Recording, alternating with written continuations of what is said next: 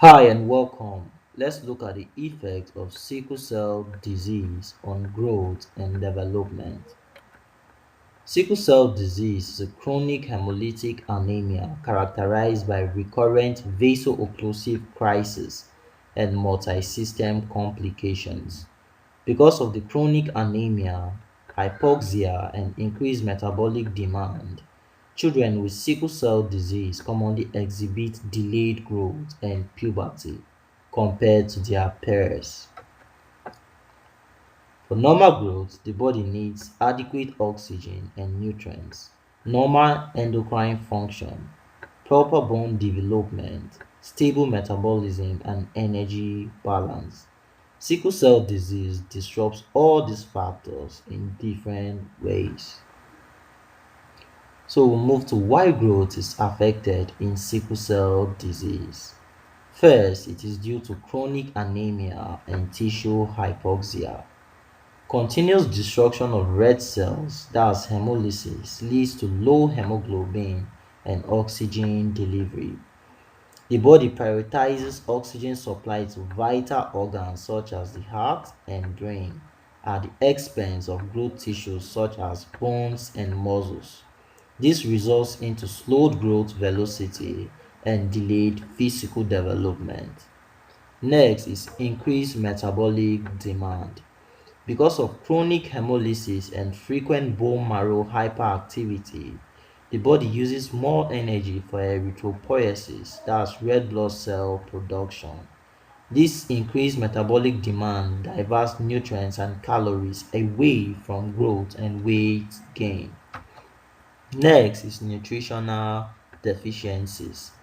Sickle cell disease patients often have poor appetite during crisis and increased requirements for folate, vitamins, and minerals due to high red blood cell turnover, protein, and calories for tissue repair. Recurrent illness and malabsorption further worsen nutritional deficits, leading to stunted growth. Next is endocrine dysfunction. Chronic hypoxia and iron overload from transfusions may damage endocrine glands. At, on the pituitary gland, it will result into decreased growth hormone secretion, which will result into short stature. On the gonads, it will result into delayed puberty and reduced fertility.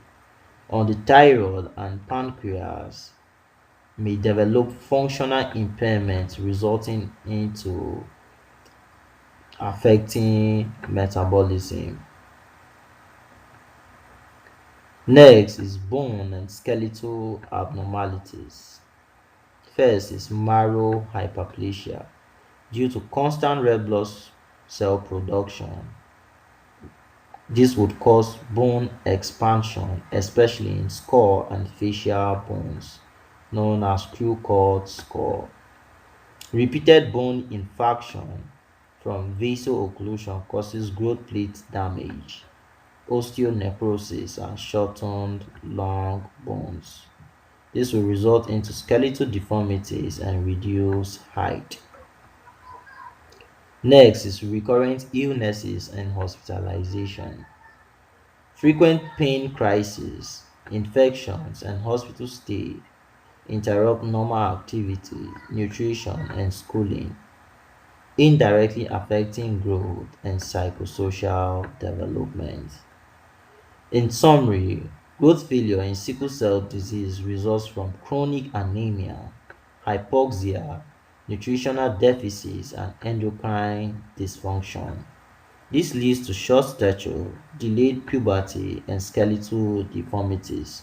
But with proper care and hydroxyurea therapy, growth outcomes can improve significantly. Thanks for listening.